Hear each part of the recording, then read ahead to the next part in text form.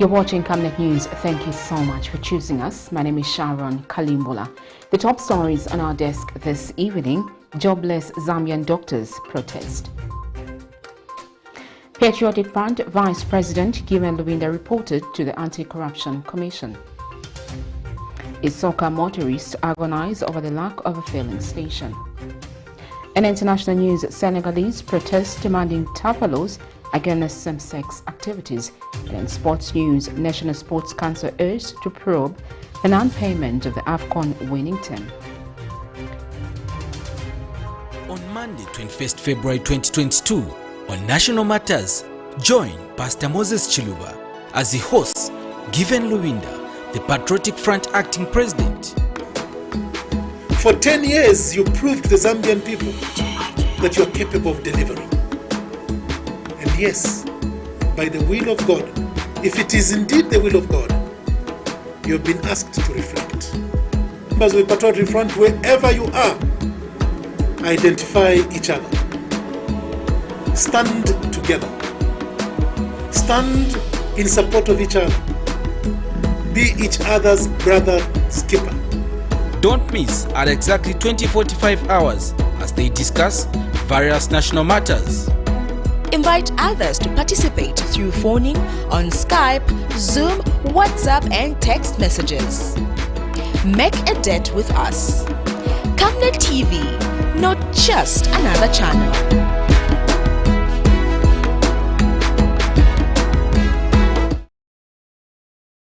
Are you a qualified and skilled marketing person? Have you got the passion and motivation as a marketer? Camnet TV is looking for self-motivated, qualified marketers. For more details, please call 0962 965 883 or send your details to the email info@camnettvafrica.com. Remember that Camnet TV is not just another channel. Once again, thank you for joining us. The news in detail. Residents of Muyombe compound in Mafinga district are on the verge of being cut off from the rest of the district due to a bridge that has collapsed near Muyombe Isoka Road. Muyombe compound, which houses the only boarding school in the district, a hospital, among other public offices, has seen people risk their lives crossing over the access to the area. Meanwhile, Mafinga Council Chairperson Duncan Kaonga has told Camnet News that the local authority has responded to the challenge by instituting a 5-day temporary work plan of putting stones to narrow the bridge for the people and vehicles to cross. Details in this report.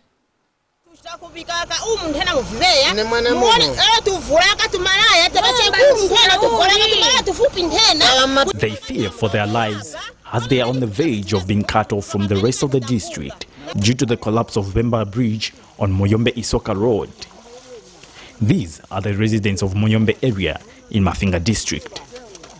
Since the incoming of the rain season, the people of Mafinga district have been badly affected. Roofs blown off, bridges collapsed, road dilapidated, thus threatening their livelihood.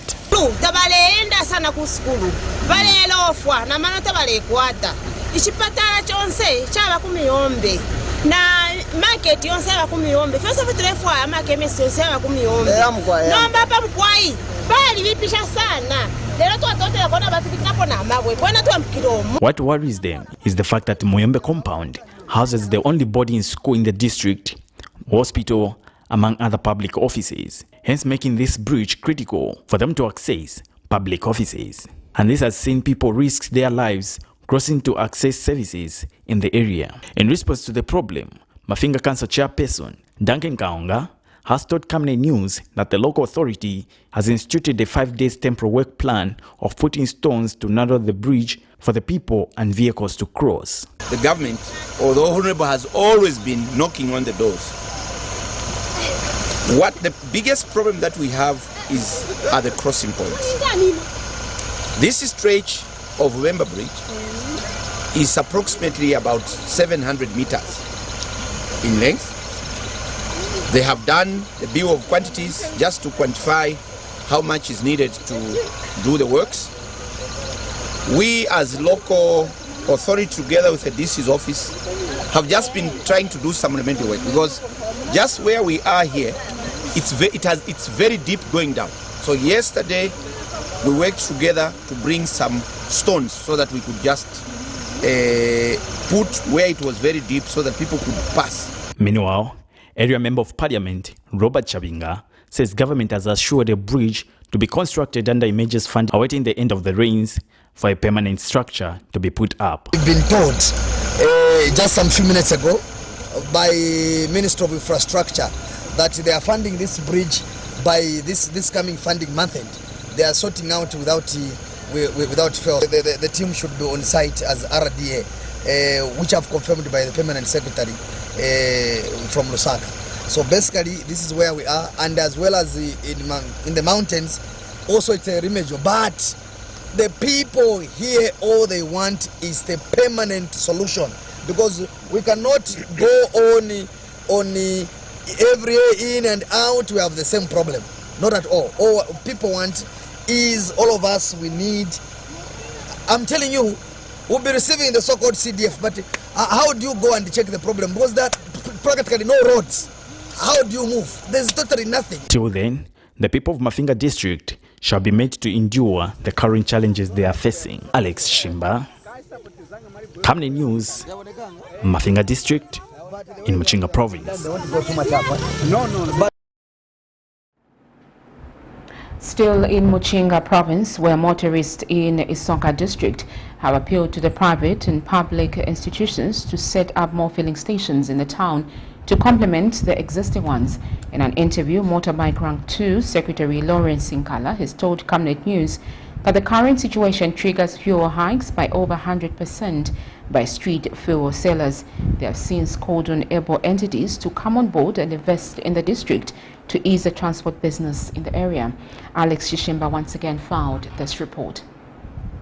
With a total population of about 100,000 people, ISOKA district of Muchinga province is known for its subsistence farming as part of its economic activities. Like any other district, local transport plays a huge role in moving the economy of the district. The local transport, which is dominated by motorbikes, have been thriving on one filling station. This filling station is set to cater for nearby districts such as Mafinga district. To save for the future, the locals procure fuel in advance in instance that the filling station runs out of fuel. This triggers skyrocketing hike of fuel by street fuel sellers. According to motorcyclists, a liter of fuel in the streets is sold at over 100% compared to the set prices by the Energy Regulation Board. Let's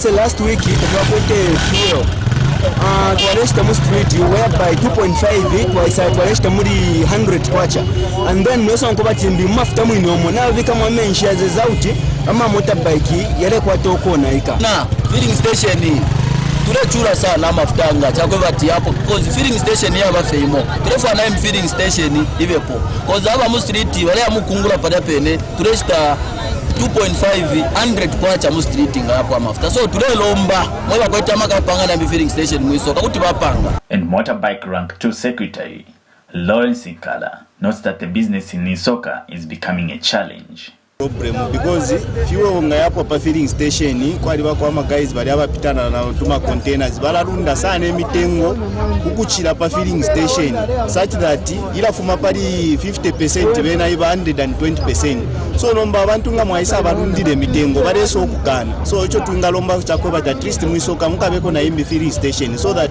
nangu yapo kuli amafuta tu akulaya ko kumbi. And to those operating outside the district, these prices are becoming too much to bear.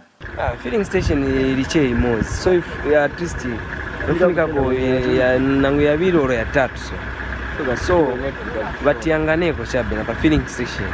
So magula nangati 20 liters magula, sometimes ka shorter magula 800 20 liters hapa, so maile nasi yamba che yankala almost 3 days, so nishikuribe fuel. So They have since called on relevant authorities and private entities to come on board and set up more filling stations so as to get rid of overpricing of fuel. Alex Shimba, Camnet News, ISOKA District. Unemployed doctors Monday 21st February 2021 staged a peaceful protest demanding that President Hakainde Hichilema provides a specific time frame for the recruitment of 11,200 healthcare workers as planned in the 2022 national budget. However, their attempt to seek audience with the president at State House was frustrated by the police who had a tough time calming the situation. It took police officers 20 minutes to convince the irate doctors from going ahead with the protest at State House. The protest was also deemed illegal as the doctors did not have a police permit. Details in this. High unemployment remains a burden in Zambia given the prevailing situation where most of the people are accustomed to seeking employment as opposed to creating jobs. Certainly, this is an inheritance the United Party for National Development has to overcome. Health practitioners are part of the mass jobless movement, hoping for the best in the new administration.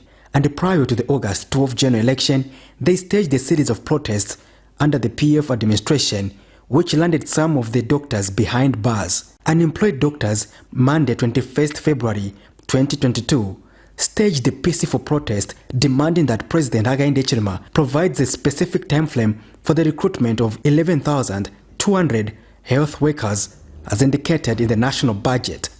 However, their attempt to seek audience with the head of state were frustrated by the police, although the men and women in uniform had a tough time to calm the situation and send the furious doctors who were just a few meters away from State House.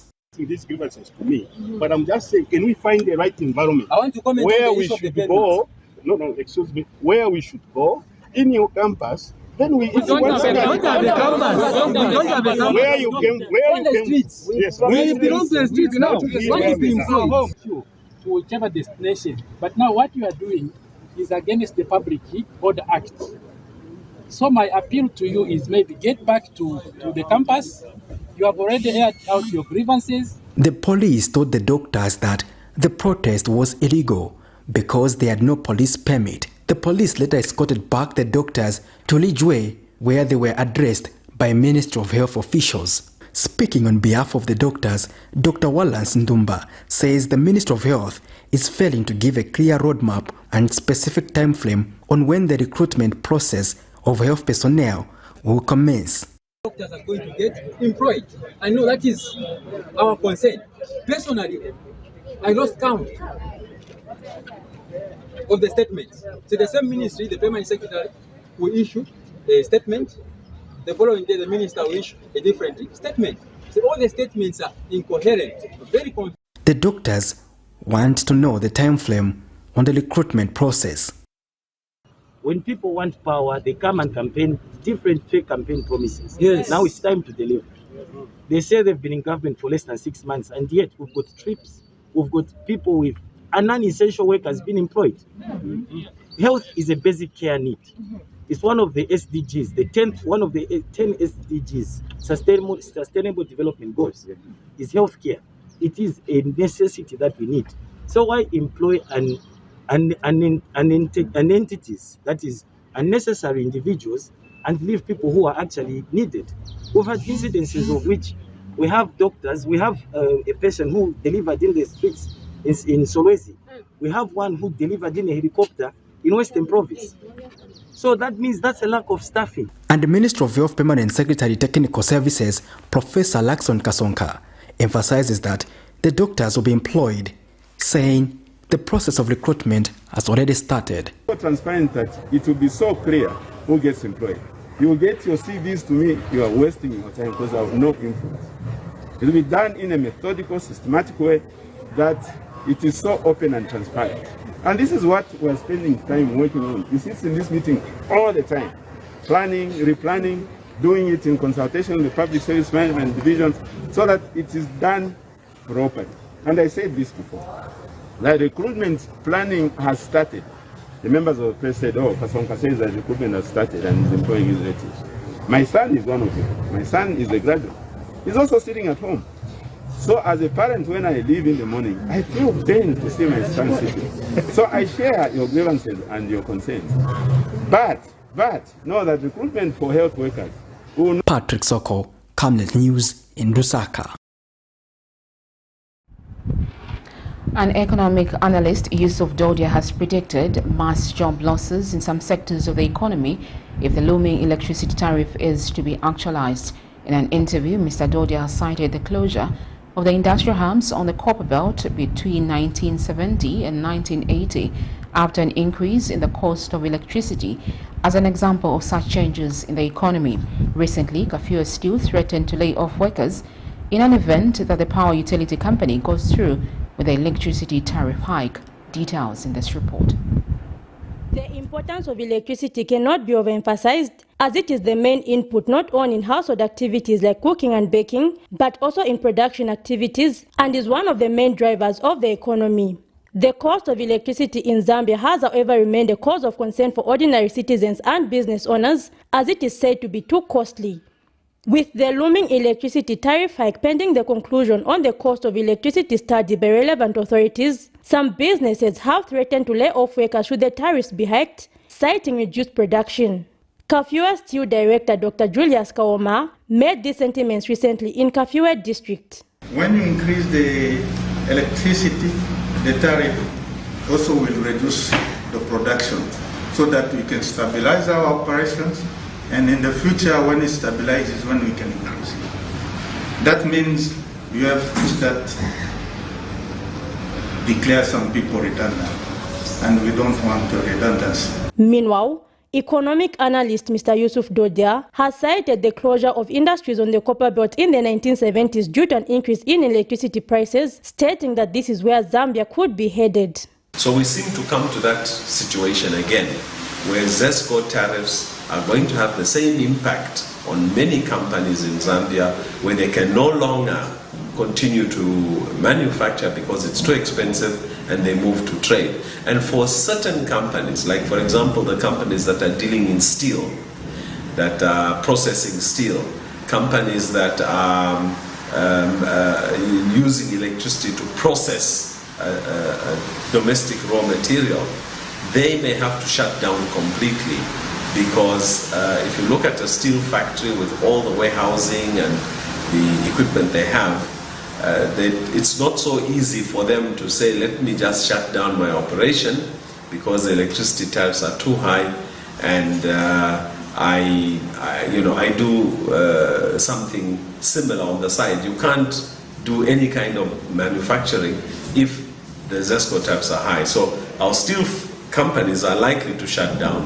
Whether they are going to be able to import steel and sell is another question, because they're already importers of steel who have specialized in importing, and they are selling on the domestic market.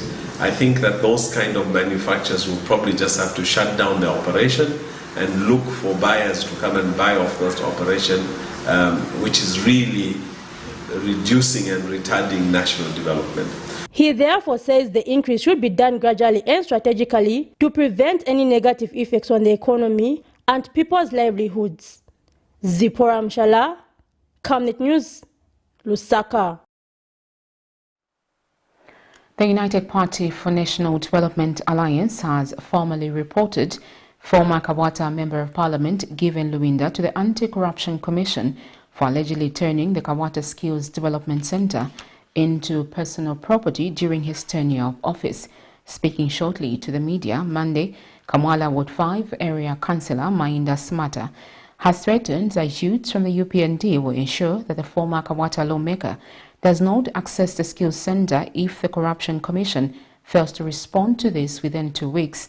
And Republican Progressive Party Deputy Secretary General Stanley Malama has cautioned political figures against unduly benefiting from public property.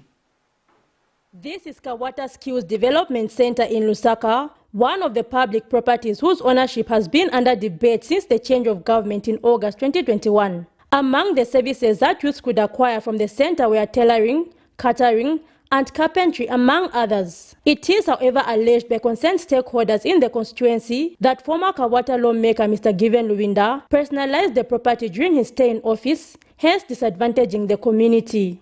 The former Kawata lawmaker, however, has been denying the claims. I'm saying I don't respond to such flimsy allegations. I tell them that I don't respond to such flimsy allegations. After several warnings demanding that the former Kawata Member of Parliament return the property to the community, the United Party for National Development UPND Alliance has formally reported Mr. Lubinda to the Anti-Corruption Commission ACC. Speaking at the ACC headquarters Monday after making the formal report, Kamala Ward 5 Councillor Mr. Mainda Simata says the commission has given them 2 weeks in which they are to expect feedback on the matter. That is not what that property was for. It is for the community. So we want SEC to expedite this issue before we engage other gears that are going to have to force us to mobilize our people so that we can just now forcibly take over that property, because we are not going to wait for investigations which will take too long, because we need to use that facility now, and we have to take over that facility now on behalf of the community, because it belongs to the community. We are going to give, we agreed on 2 weeks with the dealing officer who's looking at this case. So after 2 weeks, we expect to have a positive, concrete feedback. And the feedback that we want is for that place to be returned back to the community in the soonest possible time. Meanwhile, Republican Progressive Party RPP Deputy Secretary General Mr. Steny Malama says as alliance partners, they will ensure that all public property illegally acquired during the previous administration is recovered. They say whatever goes up must come down. So it's the time for Mr. Given to go down. And I want to make mention that it's very unfortunate. We have people who call themselves opposition leaders, yet they are just criminals who benefit from people's communities' prepacks. So I want to send a warning to Mr. Given Johnston Lubinda to surrender the prepack to the community. It does not belong to him. Even the lentils that he's been collecting, that money should go back to the people who are suffering in Kawata constituency. He has benefited enough. The money that he has gotten from that prepack should go back to the owners. Why is he keeping that money? Why is he chewing that money together with his rotten PF? A community member from Kawata constituency has urged the ACC to expedite investigations. So we are very delighted that our councillor and the alliance partners have come on board to bring back that property to the rightful owners who are the community. Our youth, if you go there right now, they are drinking, involved in bad activities because of lack of recreation. So we are happy that, and you are encouraging the ACC to take keen interest in this case. Because the community is not going to wait until further notice. We are running out of patience, so we are urging the ACC to expedite the investigations and then bring back the property to the owners who are community. The civic leaders say it is their goal that the skills center be given back to the people of Kawata constituency to allow them benefit from the Constituency Development Fund CDF, which has seen an increase from 1.6 million kwacha to 25.7 million kwacha. Zipora Mshala, Camnet News, Lusaka. The Jesuit Center for Theological Reflection has charged that despite placing decent employment creation as a priority at the center of government's plans, in line with the long-term Vision 2030, there's been persistent weakness with regards to implementing and measuring employment creation. Jesuit Faith and Justice Manager Muchimba Siamachoka notes that the Vision 2030, operationalized through the 5-year national development plans and the national budgets, but has had a persistent challenge of reporting on the employment creation targets. Jesuit has therefore recommended that deliberate efforts must be taken to clearly spell out strategies in the 8th National Development Plan on how government is going to achieve employment creation targets. Implementation and the measure of employment creation. As we may be familiar, the Vision 2030 is operationalized through 5-year development plans and national budget. One clear challenge that has persisted is the non-reporting on economic creation targets in all national budgets. This is alongside the macroeconomic objective targets of growth, of economic growth and inflation. For instance, you will note that the 7th National Development Plan that was implemented between the years 2017 and 2021 is one that had committed to create 1 million jobs. However, checking through the national budgets of the years between 2017 and 2021, we do note that there was no reporting against the particular target of 1 million jobs. As a result, the Center recommends that deliberate efforts must be put into place to clearly spell out strategies in the 8th National Development Plan on how government is going to achieve employment creation. An economist, Chibamba Kanyama, says the social cash transfer will not achieve its intended goal of alleviating poverty as long as it is not accompanied with sensitization on its intended purpose to the community. In an interview, Mr. Kanyama notes that while the funds are meant for vulnerable individuals, some families tend to treat this as a family situation. He adds that this necessitates a massive awareness program on the scheme and what it is meant to achieve, stating that the poverty cycle will otherwise remain unbroken. Social cash transfer is a moral issue to me. It's a moral issue because it is targeted to very specific individuals. These are vulnerable people, the old people, the orphans. Those are the ones who are out of the productive cycle of their lives. The problem has been when these beneficiaries get the money, a lot of other able-bodied people who should be engaged in ventures of productivity are all dependent on that income, which is very small. That money is simply to supplement a livelihood for that person so that they don't depend on their children for survival. They have to be depending on government for survival, which is a good gesture. Unfortunately, given our social setup in Zambia, everybody sees an income in the village which is targeted to this individual. They all want to live off it. And therefore, we are not managing poverty. It has now become a moral hazard where able-bodied men, able-bodied women who can engage in agriculture and other ventures, and they stop doing that. And they want to depend on this very little income. It will not sustain livelihoods. And I think my advice is let government embark on strong awareness messages. You know, it's not enough to simply send the money without educating the people.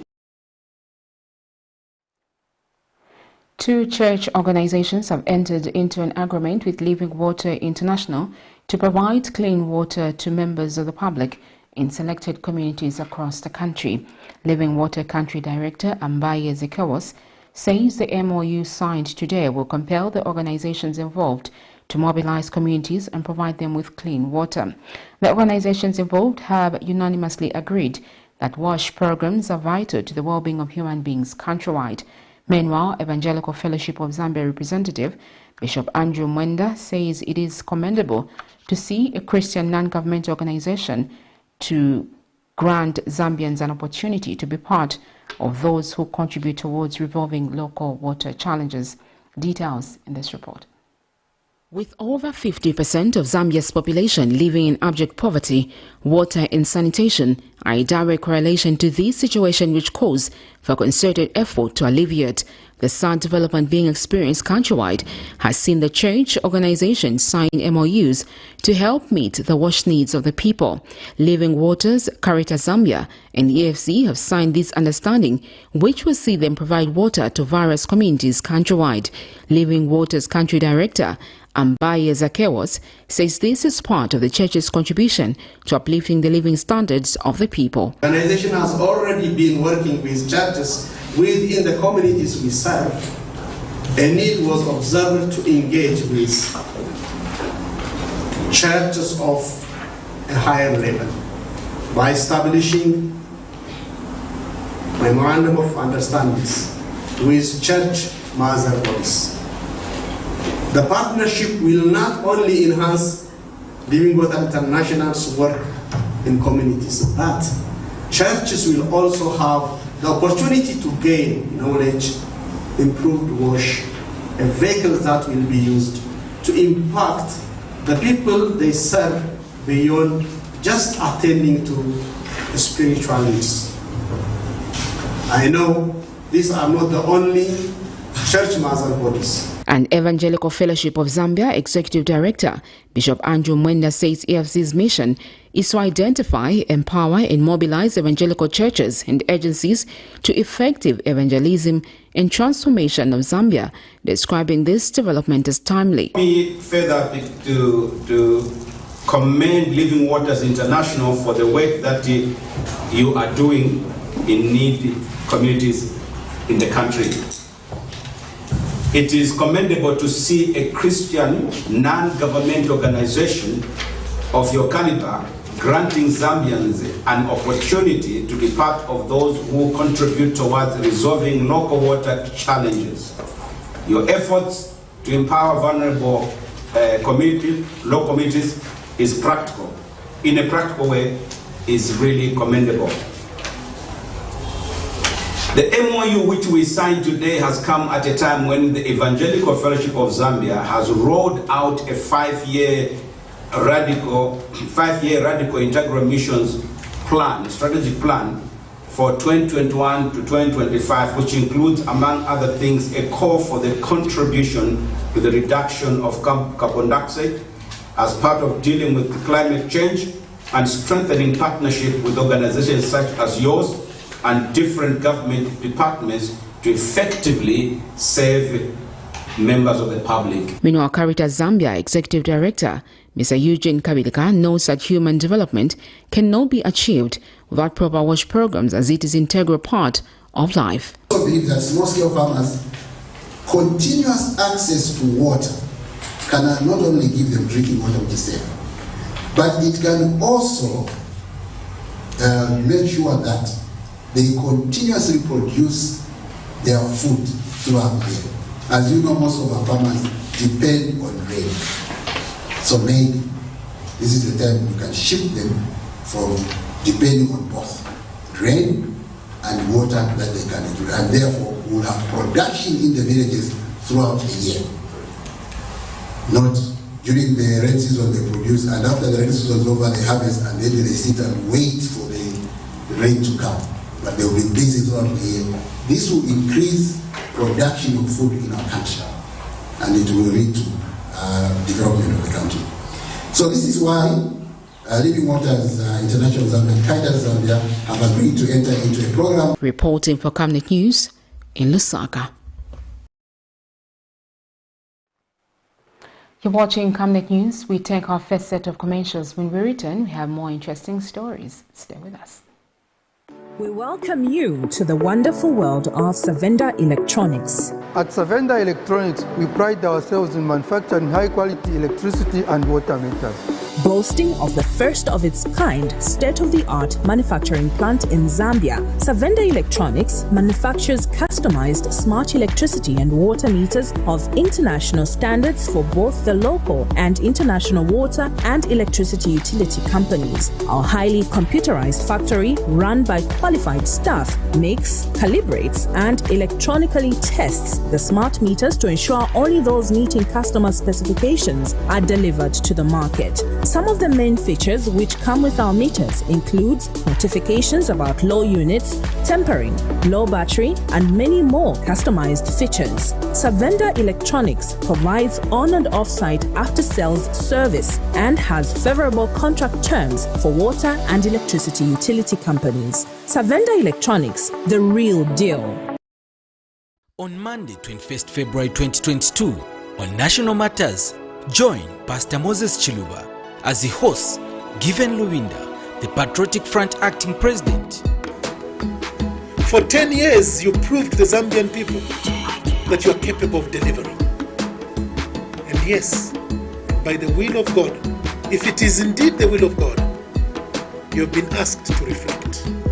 Members of the Patriotic Front, wherever you are, identify each other. Stand together. Stand in support of each other. Be each other's brother skipper. Don't miss at exactly 20:45 hours as they discuss various national matters. Invite others to participate through phoning on Skype, Zoom, WhatsApp and text messages. Make a date with us. Camnet TV, not just another channel.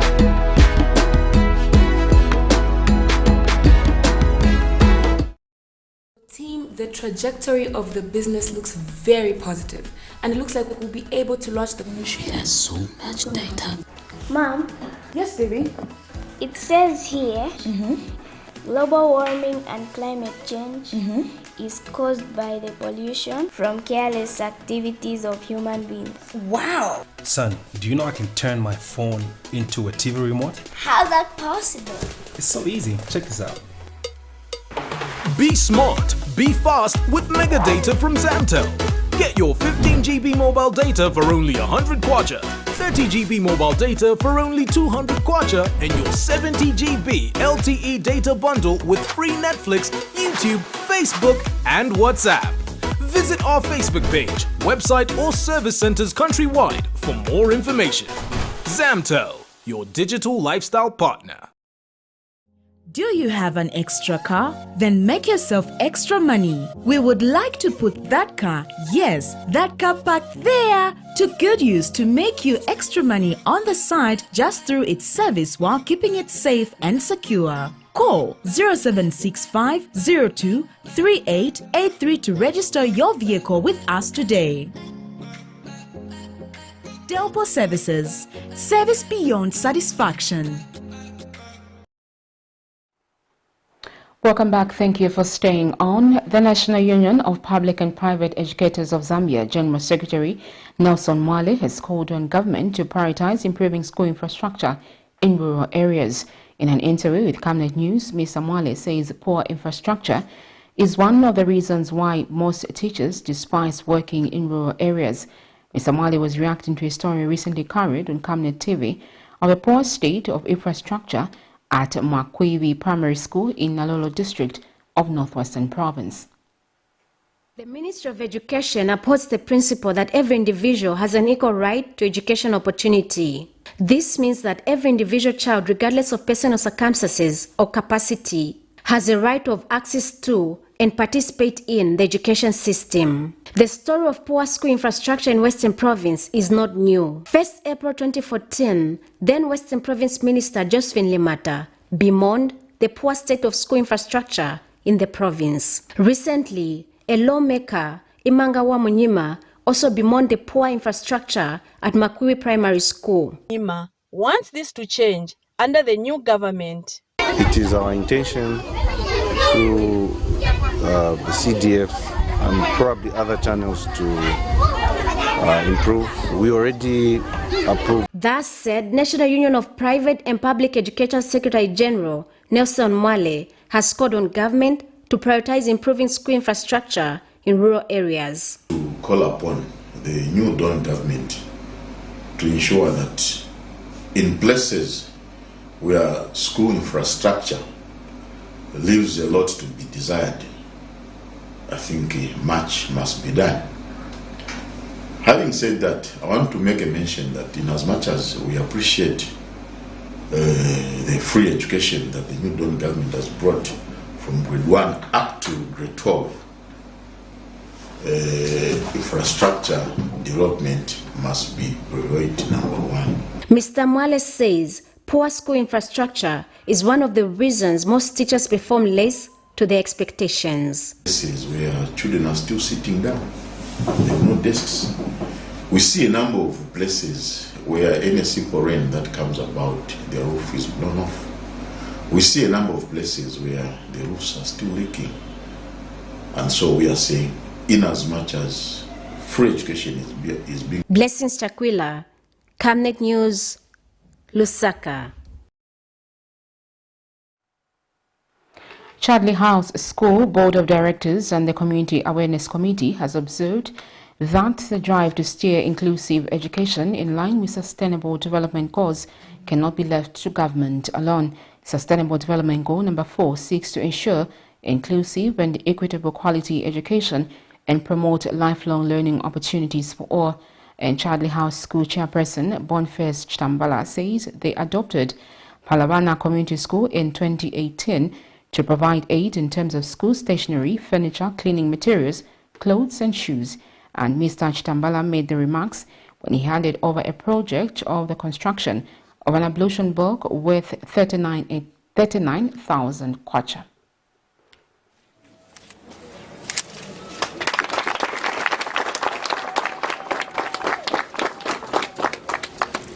Felt learners needed to be sensitized that not everyone was as privileged as they were, hence the need to help some of their colleagues who are vulnerable.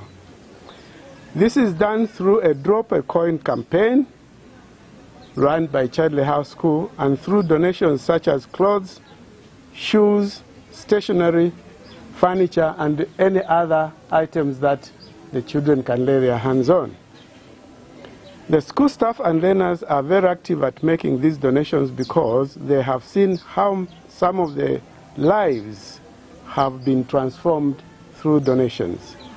Ladies and gentlemen, the community awareness activities started in the late 90s after appreciating the need to play a part to contribute into the lives of underprivileged children. In 2018, a partnership between Chadley House School and Palawana Community School was created. In 2019, we embarked on the construction of the toilets. The project was derailed and delayed by the COVID-19, which we are all aware about, pandemic. I'm glad today that this project has been realized finally.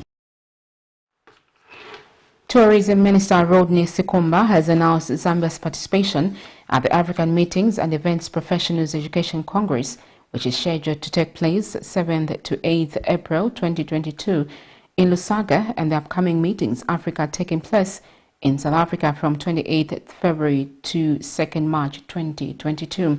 Speaking during a media briefing this morning, Mr. Sikumba says prioritizing growth of meetings, incentives, travels, conferences and exhibition sector in the country remains cardinal for the tourism development. He said the two events are part of the multi-billion-dollar meetings, incentives, conferences and exhibition industry. In Zambia, Tourism Agency Acting Chief Executive Officer Mr. Chavunga Lungu said the agency is participating in the first Meetings Africa running under the theme Shared Minds, Shared Economics after a 2-year absence owing to COVID-19. Meanwhile, events coordinator Molemwa Mongwa said the sector has been significantly growing in the past decades, which has resulted in the increased entry of individuals and businesses in the arena. When Zambia hosts, we should be able to have a cadre of event planners, professional event planners within Zambia who should be able to undertake that task to deliver a conference. We are having the African Union Summit in mid-July, the coordinating summit. So that's another opportunity that will allow all you local event planners within the country to showcase what you have, to be able to stand shoulder high that this is what we are capable of doing. And once we get to do that, we should be able to now export our expertise within the region, within the continent and globally. The MICE Academy here in Zambia will be one of our delegates at Meetings Africa. They will be attending Meetings Africa to showcase Zambia, who will be the host of, as a destination or host for the first ever Meetings Professionals International event on the African continent. This rapid growth of the events industry has led to the formation of an identifiable industry with its own practitioners, suppliers, and professional associations. The emergence of this industry has resulted in the development of the unique body of knowledge, best practices, accompanied by the development of learning and career paths that are specific to the industry. The industry has over the years evolved from primarily logistics to more strategic and integral role in the success of and the profile of the destination. You're still watching Camnet News. We take a second breather. When we return, we have sports and international news. Stay with us. Your skin is the biggest muscle in your body. That's why we make sure that Oracle is #1 when it comes to taking care of your precious skin. Oracle Pure Petroleum Jelly and Glycerin soothes, moisturizes and keeps your skin perfect. Oracle Pure Petroleum Products for that perfect skin.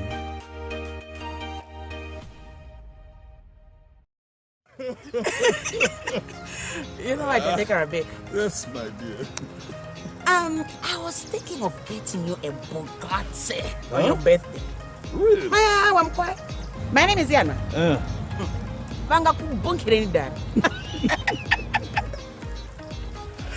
Don't worry, my dear. That's why there is insurance. Insurance? You heard me. Not just any kind of insurance, but Savenda General Insurance, a company that offers superior customer service, highly professional and dedicated staff. We are not just any insurance company, but an insurance company that actually pays our claims. We cover, among others, fire, marine, aviation, engineering, agriculture, motor vehicle, and miscellaneous insurance. So, live life to the full, knowing that Savenda General Insurance has got you covered. Savenda General Insurance. Insurance excellence.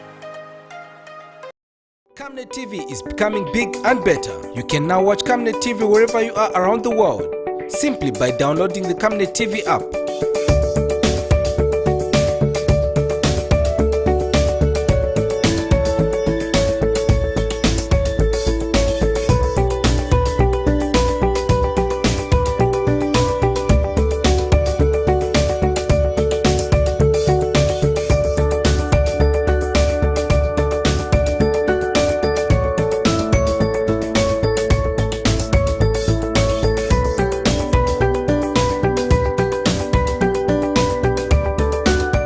With Camnet TV app, you only use less bundles.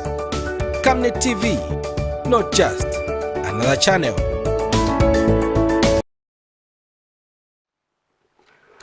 Welcome back. Thank you for staying on. In international news, thousands of people demonstrated in Dakar to demand a strengthening of the repression of homosexuality in Senegal after the recent rejection by Parliament of the text hardening the laws on the matter. Noted journalist of AFP, No to Sexuality, chanted the demonstrators on their Palace de la Nation in the popular Kolobani neighborhood near downtown Dakar. Several banners and signs hostile to homosexuality were held up by the demonstrators, among them many young people from other parts of the country.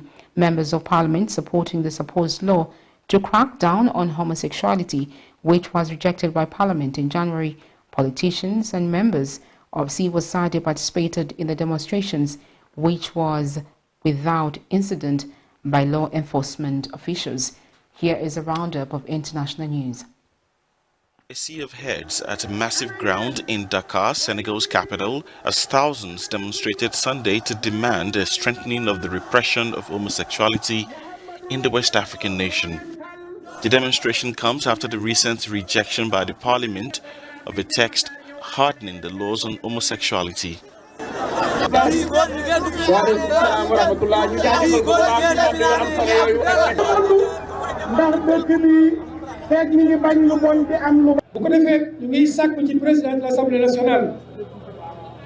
We call on the President of the National Assembly to bring the bill back into procedure.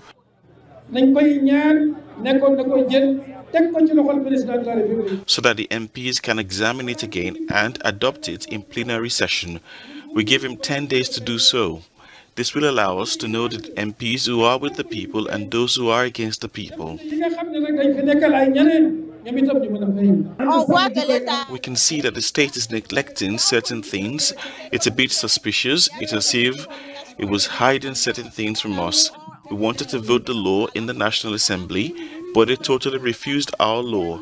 So we can say that it is the state that is behind all of this. Several banners and signs hostile to homosexuality were held up by the demonstrators, among whom were many young people from other parts of the country. Senegalese law punishes with 1 to 5 years in prison and a fine of over 2,000 euros anyone caught in same-sex relationships. Sudanese security forces on Sunday fired tear gas at protesters demonstrating against last year's military coup as the United Nations human rights experts Adama Dieng arrived in the country. Dieng will be meeting with senior Sudanese government officials, representatives of civil society organizations, human rights defenders, and heads of UN entities and diplomats. Thousands rallied in the capital, Khartoum, carrying the Sudanese flags and posters of people killed during anti-coup demonstrations in recent months. On the fourth month of the protest, we'll still have the same demands, which are a civilian state, democracy, and for the military to stay away from the economy and politics. And by this we mean military leaders and not the military institution.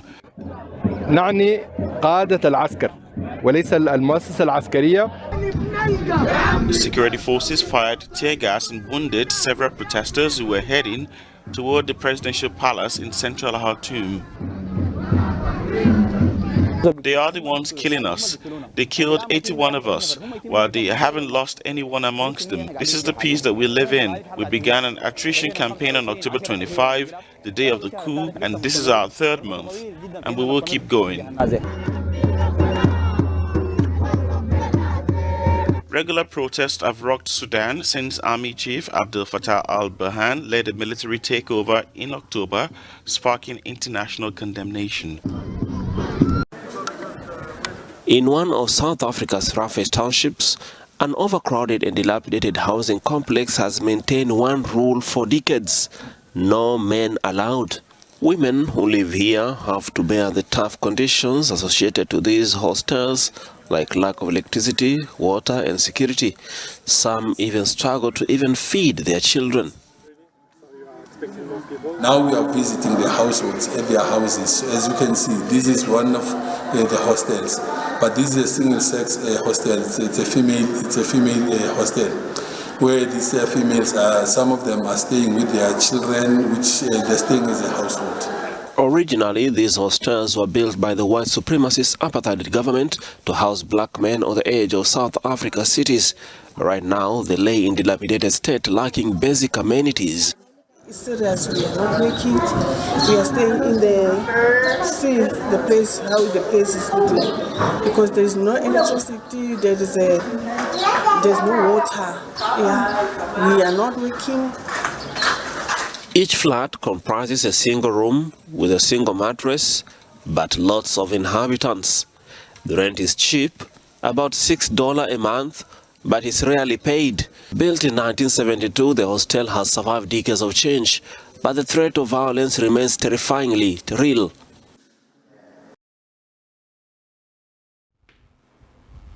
Interesting news item there. We go straight into sports news.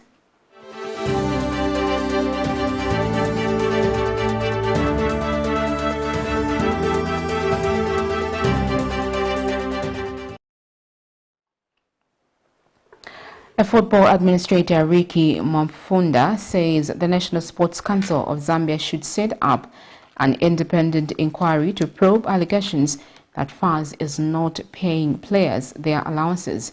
Mfunda says the NCZ, being the mother body of all sports discipline in the country, it is their mandate to ensure that all sports associations act professionally.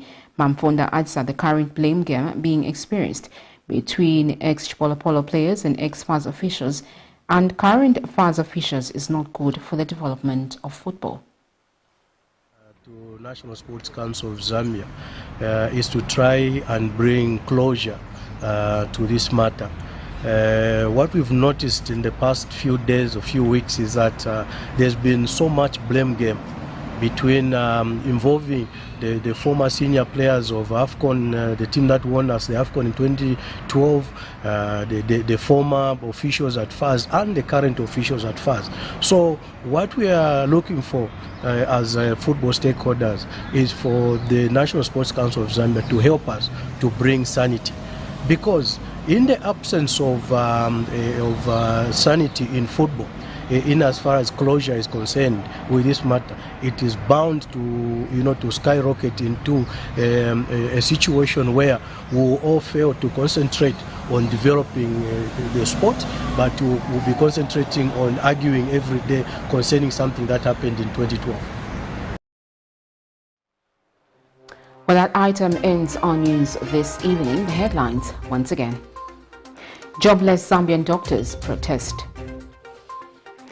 Patriotic Front Vice President Given Lubinda reported to the Anti-Corruption Commission. ISOKA motorists agonize over the lack of a filling station. In international news, Senegalese protest demanding tougher laws against same-sex activity. And in sports news, National Sports Council aims to probe the non-payment of the AFCON winning team.